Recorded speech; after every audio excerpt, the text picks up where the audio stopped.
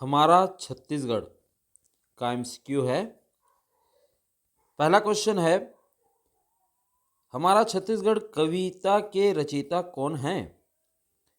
ए श्री हरिवंश राय बच्चन जी, या श्री लखनलाल गुप्ता जी, या श्री मैथिली शरण गुप्त जी, या हम कहें श्री जयशंकर प्रसाद जी।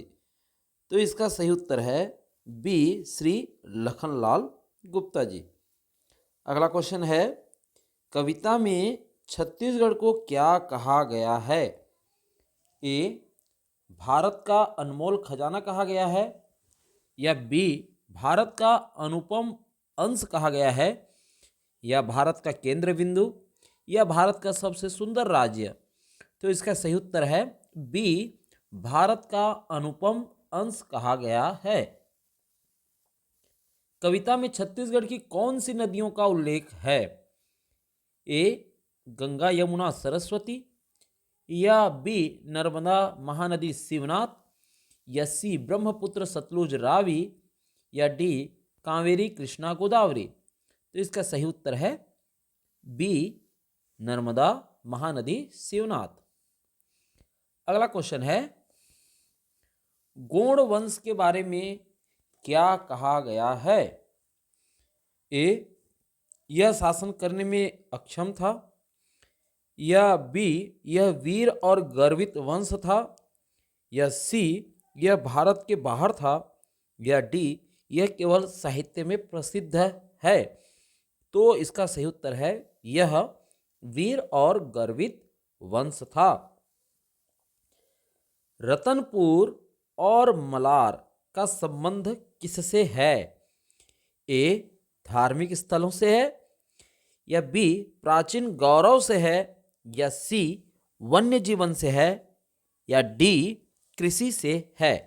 तो इसका सही उत्तर है बी प्राचीन गौरव से।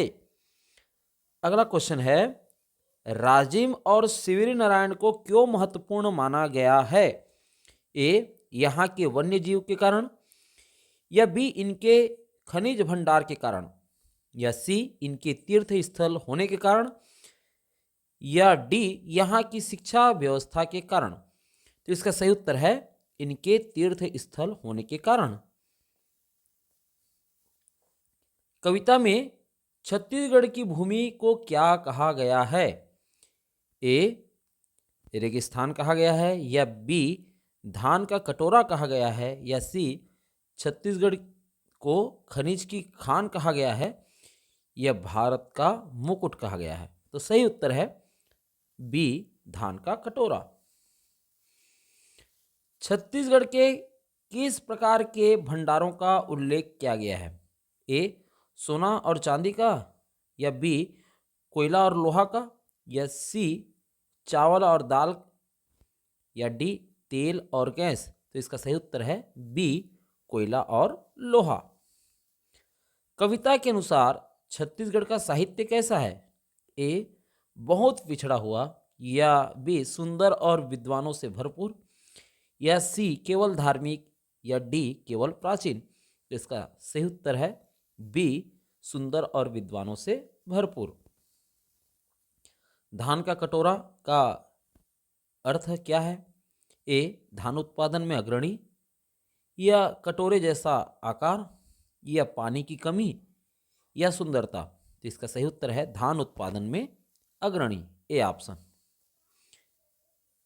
कवि ने छत्तीसगढ़ की भूमि को कैसी बताया है? अनुपजाऊ मतलब ये उपजाऊ नहीं हो, है ना, या फिर बी उर्वरा और पावन, या सी सूखी और बंजर, या डी केवल खनिज युक्त। तो इसका सही उत्तर है उर्वरा और पावन। कविता में प्रकृति को क्या कहा गया है? तो इसका उत्तर होगा ए क्रीड़ा स्थल, या बी युद्ध भूमि, या सी तीर्थ स्थल, या डी खेत। तो इसका सही उत्तर होगा ए क्रीड़ा स्थल।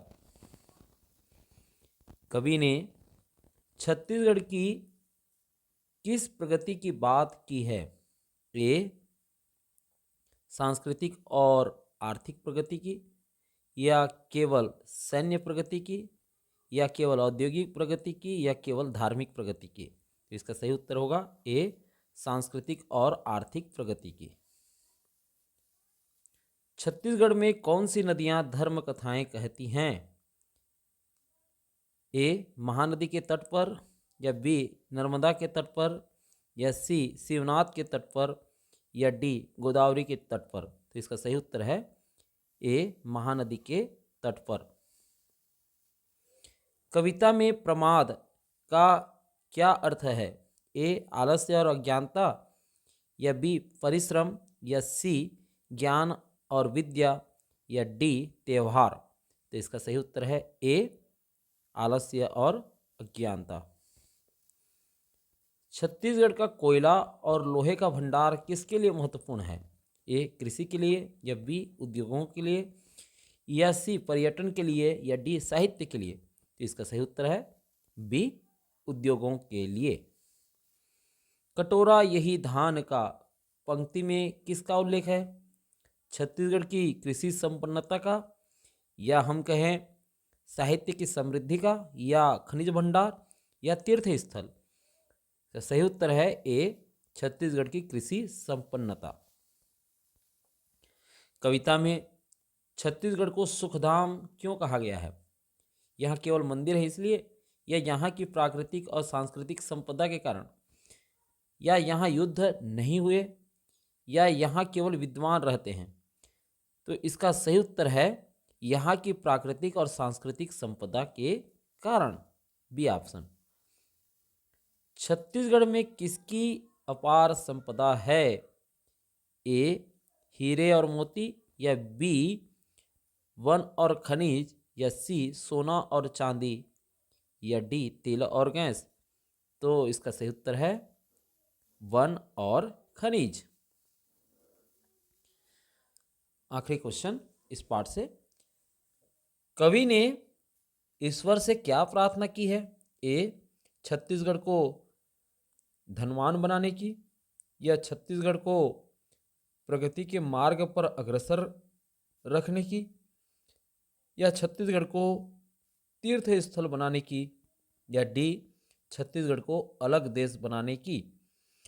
तो इसमें से जो उत्तर है वो है बी ऑप्शन, छत्तीसगढ़ को प्रगति के मार्ग पर अग्रसर रखने की।